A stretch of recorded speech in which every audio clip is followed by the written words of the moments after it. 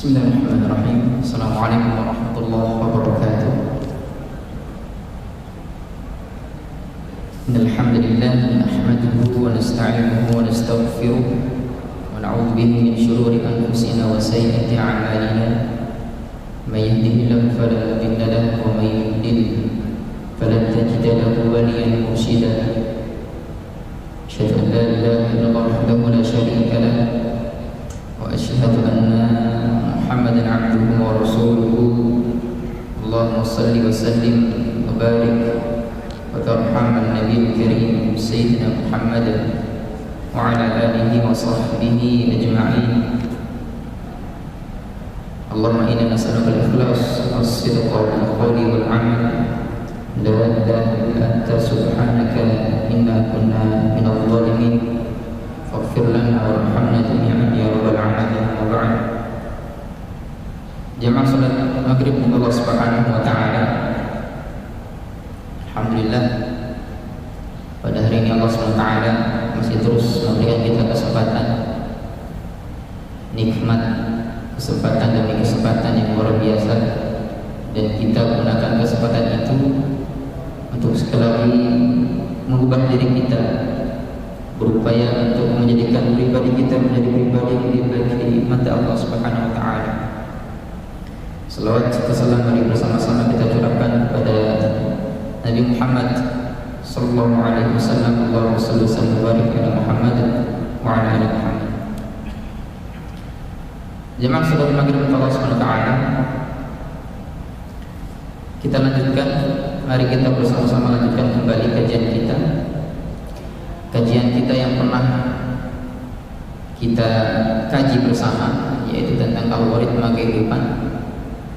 Algoritma kehidupan ini mas sekalian, sekali lagi saya jelaskan, kita ini sudah punya track, sudah punya jalur, sudah punya rute, dan dalam perjalanan menelusuri rute-rute itu ada rambu-rambunya dan ada petunjuk-petunjuknya.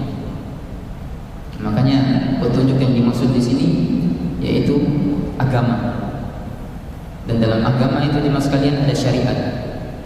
Dan syariat itu jemaah sekalian pada dasarnya cuma dua. Apa itu? Perintah. Kalau tidak perintah berarti larangan. Itu yang kemudian dinamakan dengan syariat dalam beragama. Dan pada malam hari jemaah sekalian Allah Ta'ala, kita akan lanjutkan kajian kita. Di sini mari saya mengajak jemaah sekalian, monggo yang punya Al-Quran bisa dibuka Al-Qurannya. Kita akan mentadabburi surah Al-Isra. Surah Al-Isra ayat 35 sampai dengan ayat 38.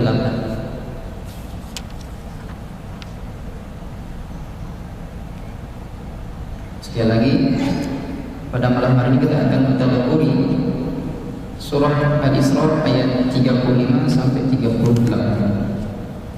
Sebelumnya jemaah sekalian terkala dalam surah ini atau berdekatan dengan ayat-ayat sebelumnya, yaitu ayat 34, 33, 32, dimulai dari 23. Surah ini kemudian menegaskan kepada kita semuanya tentang syariat yang saya maksud tadi di awal.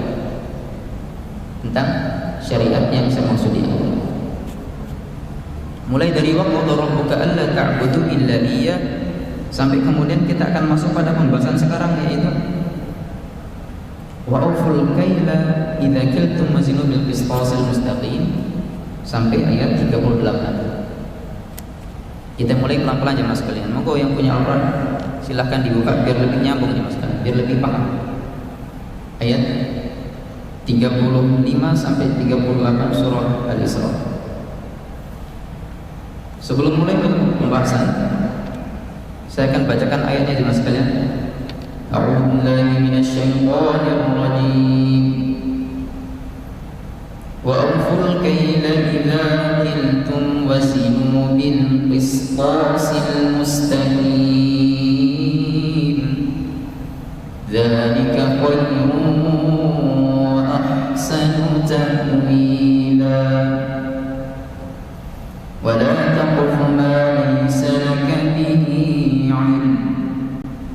Innas sam'a wal basara wal fu'ada kullu ulaika kana 'anhu mas'ula wa la tamshi fil ardi maraha innaka lan takhriqal arda wa lan tablughal jibala tula kullu dhalika kana sayyi'uhu 'inda rabbika makruha. Kita mulai dari ayat 35. Allah SWT berfirman, a'udzubillahi minasyaitonir rajim, wa awful kaila idza kiltum. Kita terjemahkan satu ayat Mas sekalian. Wa awfu, dan cukupkanlah, sempurnakanlah al-kail, takaran itu, idza kiltum, apabila engkau atau kalian menakar. Sempurnakanlah takaran itu apabila kalian menakar. Wazinu bil qistasil mustaqim, dan sempurnakanlah juga atau cukupkanlah juga timbangan itu dengan timbangan yang lurus atau dengan timbangan yang baik, yang benar. Jemaah sekalian, Allah SWT, apa bedanya takar dengan timbang? Apa bedanya takar dengan timbang? Kalau dulu pada orang tua kita, biasanya mereka kalau menakar beras itu pakai apa jemaah sekalian? Kita punya kaleng susu. Kaleng susu ini kecil. 4 kaleng itu ukuran mereka atau takaran mereka orang tua kita dulu itu adalah 1 kilo. Biasanya begitu. Atau kalau jenengan punya, saya pernah punya, umi saya dulu punya jemaah sekalian. Itu beliau punya takaran berupa kaleng blue band. Pernah lihat kaleng blue band? Margarin gitu. Itu dihitung 1 kilo. Itu takaran jemaah sekalian. Artinya takaran ini pakai asumtif. Jadi kita bisa berasumsi, oh ini jumlahnya. Lalu kalau timbangan apa jemaah sekalian? Kalau timbangan itu kita mengukur berat suatu benda. Berat suatu benda atau suatu barang. Berarti kalau takar itu kita mengukur besarnya suatu barang. Sekali lagi biar nggak salah paham, karena ini Al-Quran jemaah sekalian. Al-Quran itu pasti diksi yang dipakai itu paling atas tingkatnya. Jadi 1 huruf aja itu bisa mengubah makna bahkan dalam Al-Quran itu. Kalau takar itu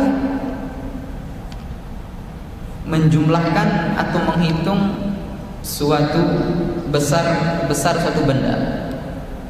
Kalau timbang itu menghitung atau menjumlahkan berat suatu benda atau suatu barang. Kita ulang sekali.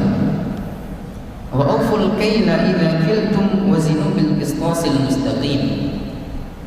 Dan sempurnakanlah dan cukupkanlah takaran itu jikalau kalian mau menakar. Dan timbanglah atau sempurnakanlah timbangan itu jikalau kalian mau menimbang dengan cara timbangan yang benar atau timbangan yang lurus. Jemaah sekalian, Allah SWT tahu emas jemaah sekalian, emas itu ditimbang atau ditakar? Apa? Ditimbang atau ditakar emas itu? Kalau ditakar rugi jemaah sekalian. Berarti emas itu ditimbang. Karena kembali kemana? Menjumlahkan atau menghitung suatu berat benda. Kalau takar, gimana emas mau ditakar? Besar emas tapi kan nilainya kecil atau masanya kecil. Maka dalam salah satu periode atau alur kehidupan yang akan kita jalani nanti itu ada namanya Yaumul Mizan. Mizan yang dipakai. Di sini Allah katakan wazinu fil amarnya. Timbangan. timbangkan kalau wazin. Kalau yaumul mizan itu hari pertimbangan, bukan hari pertakaran. Makanya saya bilang tadi, antara diksi yang dipakai oleh Allah SWT dalam Al-Quran itu penting di masa kali. Artinya apa? Timbangan itu benar-benar menjumlahkan, mengkalkulasikan amal ibadah kita selama kita hidup di dunia, bukan mentakar. Berarti ini sifatnya tidak asumtif di masa kalian. Tidak bisa diduga-duga amal kita nanti di akhirat itu. Sesuai dengan data yang valid. Allah katakan dalam surah Al-Mu'minun itu, Bismillahirrahmanirrahim. Faman thaqulat mawazinuhu faulaika humul muflihun. Waman khaffat mawazinuhu faulaika alladziina khasiru anfusahum fi jahannam khalidun. Dan barang siapa yang kemudian berat timbangan amalnya, bukan takaran amalnya, tapi timbangan amalnya, maka dia termasuk humul muflihun. Maka dia termasuk orang-orang yang beruntung. Dan barang siapa yang ringan timbangan amal perbuatannya atau amal solehnya selama dia hidup dunia, maka dia termasuk orang khasiru anfusahum fi jahannam khalidun. Orang rugi mereka itu mas sekalian. Nauzubillah gitu. Dzalika khairun wa ahsanu ta'wila. Dan itu adalah paling baik, paling utama. Apa itu yang paling utama jemaah sekalian? Perintah tadi itu, yaitu kalau kemudian kita menakar sesuatu dan menimbang sesuatu, itu kita harus adil jemaah sekalian untuk Allah SWT. Kadang kalau kemudian kita di pasar itu jemaah sekalian, ini masalah takar. Kita cuma melihat bentuk barang itu dengan akad jual beli kita bilang itu gimana ibu, itu berapa ibu? Ibunya bilang dengan jumlah sekian, padahal itu takaran bukan timbangan. Tapi kalau kemudian dalam akad jual beli itu sama-sama setuju, tidak ada horor di situ, maka insya Allah sah akad jual beli. Akan tapi jemaah sekalian dalam timbangan itu sekarang di zaman kita ini banyak timbangan-timbangan yang sudah bukan timbangan manual. Sekarang itu sudah timbangan angka-angka digital. Mohon maaf yang kerja di pom bensin itu kita tidak tahu matematikanya bagaimana. Jadi mereka tuh sudah punya kalkulasi sendiri, hitungan sendiri. Jadi kita tinggal modal 25.000 saya mau beli bensin Pertamina, Pertalite atau Pertamax katakan. Itu mereka sudah punya kalkulasi sendiri. Benar baiknya atau betul salahnya itu hanya mereka yang tahu dan Allah SWT. Maka di sini perintah Allah SWT itu sempurnakan timbangan itu, cukupi takaran itu. Ada dua nih mas sekalian. Maka di pertemuan kita malam hari ini kita akan membahas tentang dua perintah dan dua larangan dalam surah Al-Isra ayat 35 sampai 38 ini. Dzalika khairun wa ahsanu ta'wila. Dzalik itu kembali kepada perintah tadi itu. Perintah apa? Sempurnakan dan cukupkan takaran dan timbangan itu. Khairun, kalau kemudian engkau sempurnakan, itu adalah yang lebih baik bagi kalian. Di mana? Dalam tafsirnya Mas Kalam Ta'ala, ini dimasukkan dalam dunia, dalam kehidupan dunia. Kalau kemudian kita dalam akad jual beli kita kepada orang, makanya ayat ini ditujukan wa auful kaila idza qiltum wazinu bil qistasil mustaqim ini ditujukan kepada siapa kira-kira? Pembeli atau penjual? Pembeli atau penjual? Penjual. Biar adil dulu. Biar adil dulu mas sekalian. Bahaya nih sekalian kalau masalah timbangan ini. Sampai Allah SWT kasih surah Al-Mutaffifin itu untuk mengancam orang-orang yang curang dalam timbangan itu. Wailul lil mutaffifin. Hati-hati. Maka antara penjual dengan pembeli harus benar-benar memperhatikan ini mas sekalian, terutama penjual. Karena yang men-setting semuanya timbangan dan takaran itu mereka. Kalau kemudian mereka melakukan itu, sempurnakan dan cukupkan timbangan itu, khairun lahu. Kebaikan akan dia dapatkan di hidup di dunia. Entah itu dalam hubungan kerabat, hubungan solidaritas dia dengan pembeli. Katakanlah sekarang dia sudah punya langganan pembeli di warungnya ini, dia senang karena dia adil. Ini maksudnya khairun itu. Khairun fil hayatid dunya. Baik dia dapat. mulia dia dapat di kehidupan dunia ini misalnya. Wa ahsanu ta'wila, dan kebahagiaan juga, keutamaan juga, fadilah juga dia dapatkan ta'wila. Ta'wila itu efeknya atau apa yang akan kita kerjakan itu berefek. Berarti ahsan kalau kemudian kita mengerjakan tadi itu akad timbang dan takaran itu dengan sempurna, maka ahsan ta'wila akan kita dapat. Efek yang ahsan, efek yang lebih baik di mana? Nah, ini dalam para mufassir menafsirkan ayat ini di kehidupan di akhirat. Kalau khairun tadi itu di dunia, kalau ahsan ta'wila itu kehidupan yang lebih utama di akhirat. Artinya Allah suka amalan ini mas sekalian. Ini masalah dua perintah yang oleh Allah Subhanahu wa taala nyatakan dalam surah Al-Isra ayat 35 ini. Cuma sekalian Allah Subhanahu wa taala, kalau kemudian kita kembali kerucutan kembali dari ayat-ayat sebelumnya, sebelum kita lanjutkan ke ayat setelahnya, di sini Allah Subhanahu wa taala katakan wa qadha rabbuka alla ta'budu illa iyyah wa bil walidaini ihsana. Perhatikan jemaah sekalian, bagaimana pentingnya algoritmanya Allah Subhanahu wa taala dalam kodifikasi Al-Qur'an jemaah sekalian, dalam penyusunan Al-Qur'an itu. Kalau kemudian ada sesuatu yang didahulukan, itu ada mana tertentu jemaah sekalian. Perhatikan. Kalau ada sesuatu yang didahulukan itu pasti punya mana tertentu. Di sini Allah Subhanahu wa taala memberitakan hal yang paling utama dari yang saya katakan di sini. Itu apa? Wa qadha rabbuka alla ta'budu illa iyyah. Sebelum kemudian kita mengatur timbangan, jangan kemudian membunuh anak yatim, atau jangan kemudian memakan harta anak yatim atau membunuh orang kecuali dengan disebabkan sesuatu hal yang kemudian dia menjadi halal darahnya. Itu ada poin-poin yang oleh Allah Subhanahu wa taala perintahkan sebelumnya. Apa itu? Wa qadha rabbuka alla ta'budu. Kita ditetapkan untuk kemudian beribadah hanya kepada Allah saja. Artinya apa?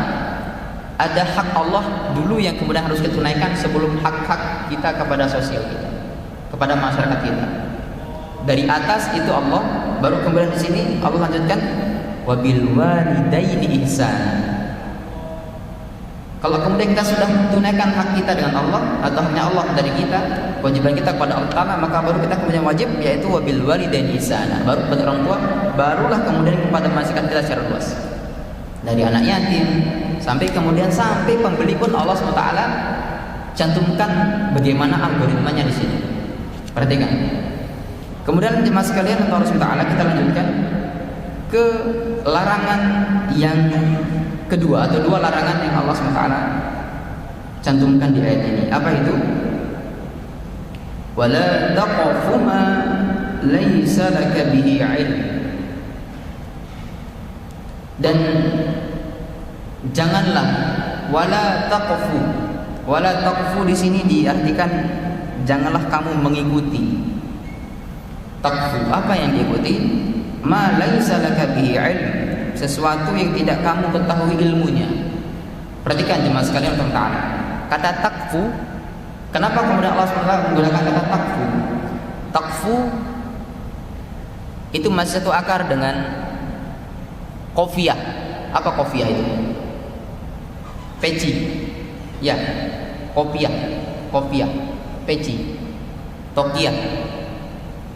Taqfu, qafiyah. Mengikuti. Apa yang diikuti kira-kira jemaah sekalian? Kok kemudian masih satu akar dengan qafiyah itu? Qafiyah ini kita masing-masing punya size, punya ukuran, betul? Kepala kita ukurannya berapa? Katakanlah 9. Berarti peci kita akan mengikuti ukuran kepala itu, mengikuti ukuran. Berarti kalau kemudian maknanya di sini jemaah sekalian ta'ala wala taqfu ma laisa laka bi'ilm, dimaknai di sini jangan kita mengikuti hal-hal yang bukan ukuran kita. Kita di situ tidak ada kapasitas dalam ilmunya. Ma laisa laka bihi 'ilm. Kita dalam segala sesuatu jemaah sekalian belum tentu kita bisa handle semuanya.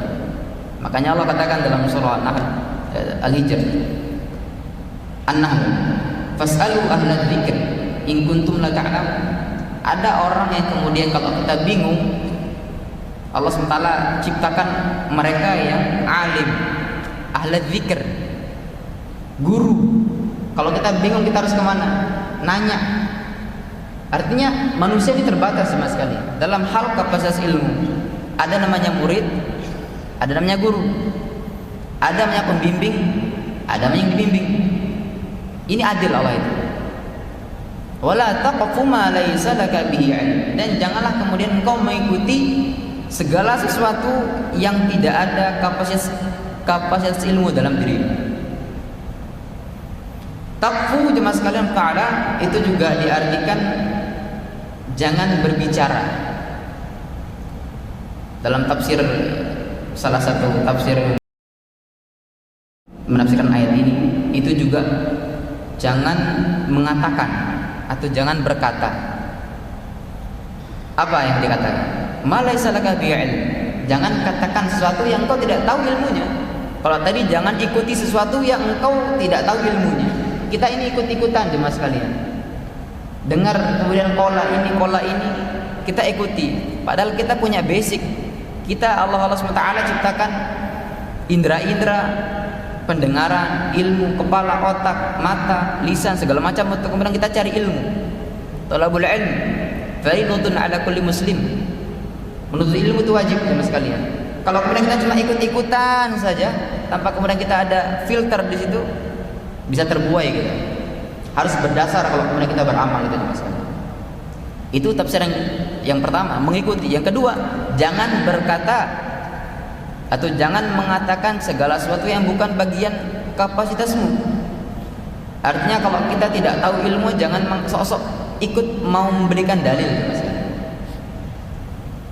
Makanya dalam agama itu jemaah sekalian, salah satu orang yang paling utama dalam berdialog atau bahkan sampai berdebat, diskusi, itu kalau kemudian ada orang bertanya, kemudian yang ditanya ini jawabnya apa? Dia tidak punya ilmu di situ, terus dia kemudian jawab apa? Wallahu a'lam. Ini adalah yang paling utama jemaah sekalian dari sekian jawaban yang lain. Kita kemudian mau berdalih, oh begini. Kalau kemudian tanya hukum, oh begini hukumnya. Kalau kemudian literasinya begini nyambung ke situ, B, C dan seterusnya sampai Z. Tapi dia ngarang. Itu hati-hati jemaah sekalian. Mending kalau kemudian kita ditanya dan kemudian ilmu yang ditanyakan itu perihal persoalan yang ditanyakan kita tidak ada kapasitas di situ. Katakan wallahu a'lam. Hanya Allah yang tahu itu. Kita tidak tahu hukumnya, kita tidak bisa menisbatkan suatu hukum kalau kemudian kita tidak punya basic di situ. Maka jangan sok-sokan, ini kata Allah ini. Wala taqul ma laisa laka bi'ilm, sama wala tattabi' tadi itu, wala taqfu, jangan ikuti dan jangan kemudian kita berkata segala sesuatu yang bukan dari jangkauan kita. Dua itu, mengikuti, berkata. Yang ketiga itu cuma sekarang jangan menuduh. Ini tafsir yang ketiga. Jangan menuduh.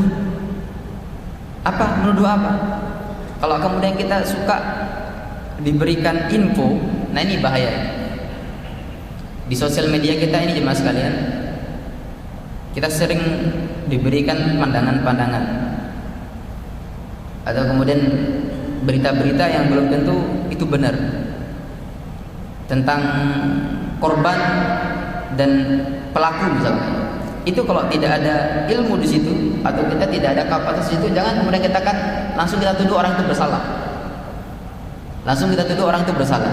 Maka dalam agama kita itu kita dianjurkan untuk perintah tabayun dulu sesuatu itu. Betul? Harus tabayun dulu. Jangan langsung kita menjustifikasi orang itu dengan kesalahan. Kalau memang dia kebetulan valid salah, baru dia salah. Kalau kemudian kita tidak ada ma laysa laka bihi ilm, kalau tidak ada kapasitas di situ, maka jangan langsung tuduh orang itu salah. Keempat. Yang kelima, jemaah sekalian, tafsiran yang wala taqfu itu adalah jangan bersaksi atas orang yang kita tidak tahu kabar orang ini benar apa enggak. Hampir sama yang keempat tadi itu. Makanya yang paling berat nanti jadi saksi ya, dewan-dewan hakim itu jemaah sekalian. Termasuk itu. Atau yang kemudian pengacaranya yang bawa kliennya, luar biasa hisapnya itu cuma sekali. Karena kenapa? Apa yang diutarakan oleh pengacara ini atau saksi ini, pengacara dan saksi, tanpa tidak ada hal-hal yang fakta di lapangan ternyata salah, maka dewan itu kalau kemudian dia menghakimi sesuai dengan apa yang diutarakan oleh pengacara sama saksi tadi, bahaya cuma sekali ya. ternyata dia tidak bersalah, itu hisabnya luar biasa itu. Makanya tafsiran wala taqfuni ada 5. Yang pertama, jangan berkata segala sesuatu yang bukan dari jangkauan kita. Jangan mengikuti, jangan sok-sok ikut-ikut, mau kita mau terjun ke dunia ini, dunia itu, ternyata itu tidak ada dalam ilmu kita. Yang ketiga, jangan menuduh, jangan bersaksi. Itu adalah tafsiran dari wala taqf ma laysa laka bihi ilm, segala suatu hal yang tidak ada jangkauan kapasitas ilmu di situ. Kemudian Allah Subhanahu wa taala lanjutkan, ini adalah penjelasan dari ayat yang tadi, apa itu? Innas sam'a wal basara wal fuada kullu ulaika kana anhu mas'ula. Sesungguhnya kata Allah, pendengaran, basar itu apa? Penglihatan, pandangan, wal fuada, fuad, hati, qalb. Yang tiga tadi itu pendengaran, penglihatan, qalb kita, hati kita. Kullu ulaika kana an mas'ul. Semuanya itu akan dimintai pertanggungjawaban terhadap apa yang kita saksikan, terhadap apa yang kita utarakan, terhadap apa yang kita tuduhkan, dan terhadap apa yang kita ikutkan. Apa yang kita ikuti, apa yang kita tuduhkan kepada orang itu. Itu semuanya jemaah sekalian dari sama kita, dari pendengaran kita, apa yang kita dengar, penglihatan kita, pandangan kita, sampai kemudian hati kita. Kita cuma mengecam doang, mengecam jemaah sekalian, itu dihisab semuanya oleh Allah SWT. Kana mas'ula, semuanya akan diminta pertanggungjawaban oleh Allah Subhanahu wa taala. Perhatikan jemaah sekalian, di pertemuan sebelumnya saya pernah membahas tentang indera-indera yang oleh Allah SWT karuniai kepada kita. Sebelum kita dalam proses penciptaan manusia itu, sebelum kaki, tangan, jiwa, apapun itu, yang paling oleh Allah SWT turn on, apa turn on? Aktifkan pertama kali dalam indera kita itu adalah apa? Sama'. Dalam surah Al-Mulk katakan, "Walladzi ja'ala lakumul as-sam'a wal basar, walladzi ja'ala lakum as-sam'a wal basar wal af'idah qalilan ma tashkurun." Yang paling pertama kali Allah ciptakan itu apa? Sama', pendengaran, baru kemudian basar, baru kemudian afidah. Afidah ini satu akar dengan fuad, fuada, afidatan, itu sama. Qalilan ma tashkurun. Maka kalau kemudian kita sudah dikaruniai 3 indera tadi itu, yang paling pertama kali yang diaktifkan oleh Allah SWT pendengaran. Makanya kalau punya bayi jemaah sekalian, kalau punya anak kecil itu biasakan murotal, dengerin aja, kasih dengar mereka itu murotal, ngaji. Jangan kasih dengar musik, atau jangan kasih dengar sesuatu yang apalagi dangdut jemaah sekalian. Nanti belum TK sudah hafal lagu banyak mereka. Bayangkan kalau yang dihafal sebelum masuk PAUD atau TK itu Al-Quran, bayangkan jemaah sekalian. Masya Allah. Makanya jangan heran hafiz Quran sekarang itu umur 6, 5 tahun, bahkan di bawah 5 tahun itu sudah hafiz 30 juz. Karena metode orang tuanya itu apa? Sama'nya yang diaktifkan terlebih dahulu, pendengarannya. Maka nyalakan murotal all day, full day, setiap waktu, jangan pernah berhenti. Habis kuota download, itu dinyalakan itu 30 juz. Nanti bakal sendirinya Allah akan gerakkan lisannya. Maka malah yang akan diucapkan itu bukan papa, bukan ayah, bukan umi, bukan bunda. Tiba-tiba tabarakalladzi, masya Allah jemaah sekalian, langsung Al-Quran yang akan baik itu ucapkan. Dan itu bukan sebuah kemustahilan jika Allah SWT berkehendak. Upaya kita apa? Samanya kita, pendengarannya dulu yang diaktifkan. Dan perhatikan jemaah sekalian, ternyata Allah yang oleh Allah SWT sudah karuniakan 3 tadi, itu langsung diminta pertanggungjawabannya di ayat ini. Kita sudah dikasih ini, kata Allah, saya kasih 3 indera, gunakan dengan sebaik-baiknya. Nanti di surah Al-Isra ini yang kita kaji hari ini, itu akan saya minta pertanggungjawaban terhadap 3 indera tadi itu. Sama' wal basar wal fuad kullu ulaika ka'an mas'ula. dan semuanya itu akan dimintai pertanggungjawaban oleh Allah Subhanahu wa taala. Itu larangan yang pertama jemaah sekalian. Kemudian larangan yang kedua, ayat selanjutnya dalam surah Al-Isra, yaitu ayat 37. Saya akan bacakan ayatnya. Wala tamshi fil ardi marha. Tamshi, dan janganlah kamu kemudian berjalan fil ardi, di dunia ini, di bumi Allah ini, marha, dalam kondisi atau dalam keadaan apa? Sombong, angkuh. Tamshi, tajri. Tamshi itu beda jelas. Diadopsi dalam bahasa Indonesia itu bertamasya. Artinya apa? Jalan-jalan. Berarti bukan lari atau apalagi berenang. Nanti akan ada penafsiran di sini. Saya akan lanjutkan sebelum kita kemudian bahas. Innaka lan takhriqal arda wa lan tablughal jibala tula. Jam berapa? Silaman. Innaka lan takhriqa, bahwa sesungguhnya kamu tidak akan mungkin, atau tidak akan, mustahil bagi kamu untuk kemudian bisa membelah, menjelajah, atau nanti kita akan bahas memotong, ya artinya takhriqa itu taqta al-ard walan tablughal jibala tula, dan tidak akan sampai dirimu itu dengan ukuran jibal, gunung, tula, tinggi, tawil, panjang, berarti tinggi ya, tula. Nanti kita akan bahas satu persatu. Pertama kita kembali ke larangan ini. Wala tamshi fil ardi maraha, dan janganlah kalian kemudian hidup, berjalan di dunia ini dalam keadaan sombong, angkuh. Jemaah sekalian, Allah SWT, maraha itu artinya angkuh, sombong, membanggakan diri, bahkan sampai memuliakan diri. Artinya jemaah sekalian, orang sombong ini berarti mereka yang punya kelebihan, entah itu di harta, materi maupun di materi, lalu kemudian dia merasa bangga dengan materi tadi. Seharusnya jemaah sekalian, sikap kita kemudian kalau kemudian kita punya materi tadi, maka yang paling utama atau bahkan perintah utama yang harus kita tunaikan itu adalah apa? Bangga. Tapi apa? Membanggakan Allah atau mengutamakan Allah, membesarkan Allah, bukan membesarkan diri. Orang sombong ini nggak kenal Allah jemaah sekalian. Tahu Allah tapi nggak kenal Allah. Kalau kemudian dia oleh Allah diuji dengan harta yang lumayan banyak atau bahkan banyak sekali, itu dia sudah tidak ingat Allah lagi.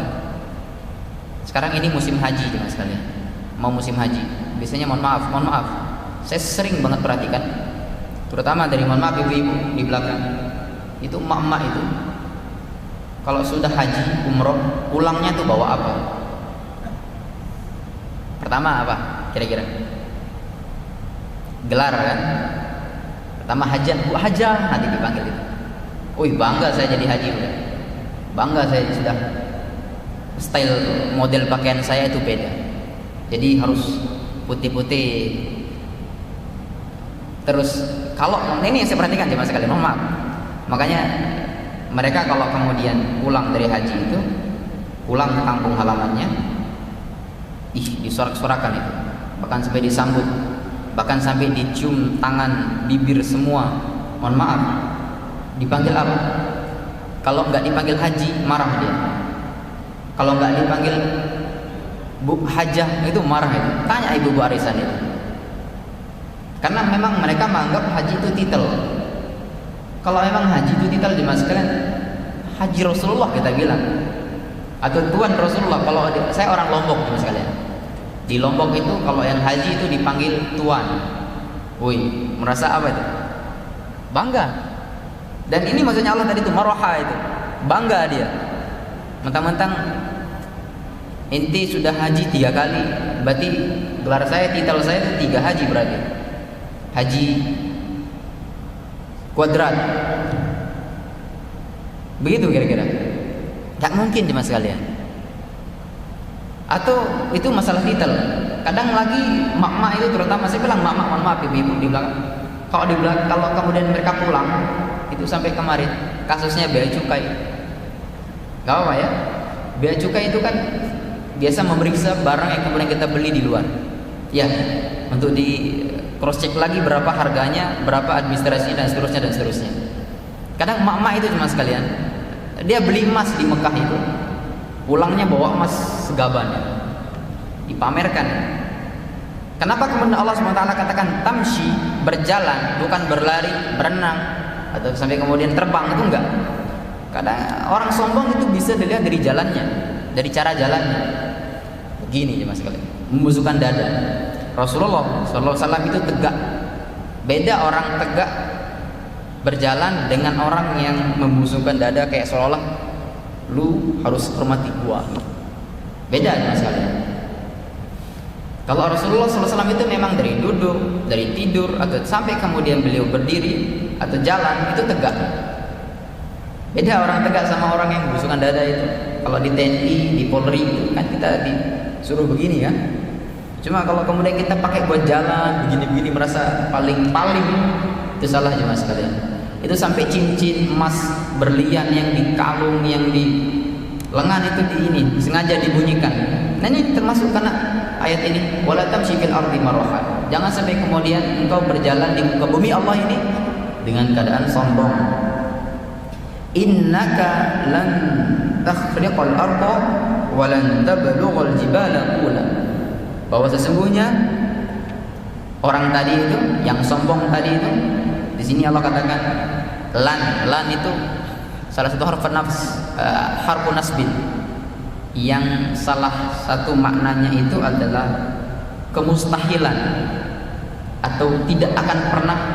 Ngapain itu? Tidak akan pernah apa? Tahriqal ard.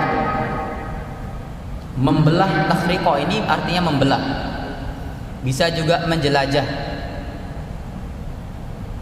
atau berjalan, atau kemudian dalam tafsiran yang lain itu Allah katakan taqqa al-ard, memotong bumi sampai ke pasak-pasak. Kalau kemudian diartikan atau dalam ayat ini lan takhriqal ard, ini menjelajahi, berjalan mengelilingi bumi. Kira-kira bisa enggak? Saya enggak bilang pesawat, dan Allah juga enggak bilang pakai kapal, pakai sepeda, pakai motor, pakai kendaraan, enggak. Tamshi, berjalan.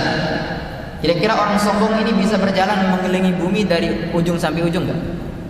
Kutub utara sampai kutub selatan bisa enggak? Bahkan kalau bisa, suruh dia balik lagi dari utara, dari barat ke timur. Kira-kira bisa? Gak akan bisa mas kalian. Lan, harus percaya kita dengan kata lan ini, tidak akan pernah bisa. Lan tahriqal arda. Dan kedua, walan, apalagi itu, tablughal jibala qula, dan tidak akan pernah menyamai ukuran sebuah gunung. Badan berarti ini ukuran badan. Kita mungkin kalau puncak, di sini mungkin ada yang suka puncak naik gunung itu. Gunung di Jawa, Pulau Jawa yang paling tinggi apa? Jawa Timur, Semeru. Itu mungkin teman-teman yang masih muda juga, atau bahkan teman-teman di sini itu sudah pernah menaklukkan ya, gunung itu, naik. Tapi badan kita yang nggak akan pernah setinggi itu. Ini maksudnya. Walan tablughal jibala qula, dan kita tidak akan pernah sampai ukuran badan kita itu seperti gunung itu tingginya.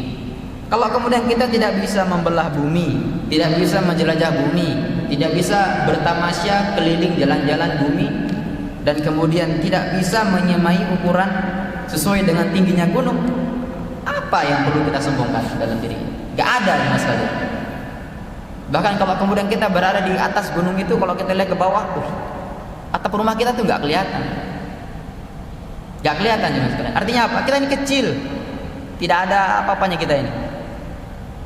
Tapi Allah kemudian kasih larangan ini untuk kemudian menegaskan bahwa sombong itu batul haq wa ghamtun nas, menolak yang namanya kebaikan, kebenaran, validasi, lalu kemudian dia meremehkan manusia. Ini sombong mas kalian. Dia mentang-mentang sudah punya titel haji tadi itu, terus yang nggak punya haji ente di bawah aneh, seperti itu. Cukup waktunya. Kita tutup ayat pembahasan kita dengan ayat terakhir. Di sini Allah SWT tegaskan, kullu dzalika kana sayyuhu 'inda rabbika makruha. Dan ketahuilah teman-teman, jemaah sekalian Ta'ala, dua perintah dan dua larangan itu, kalau kemudian perintah itu kita tidak jalani dan larangan itu justru kita lakukan, larangan tadi itu, maka ketahuilah kata Allah sini, kullu dzalik kana sayyi'uhu. Semuanya itu, setiap larangan, dua perintah dan dua larangan itu adalah sesuatu yang jelek. Kalau kemudian kita tidak tunaikan yang perintah dan larangan justru kita jalani, inda rabbika makruha, sudah jelek dibenci lagi. Luar biasa. Artinya apa? Kalau kemudian kita jalani itu memang kita sia-sia hidup ini. Tidak ada yang kita banggakan kecuali oleh Allah SWT benci pekerjaan itu.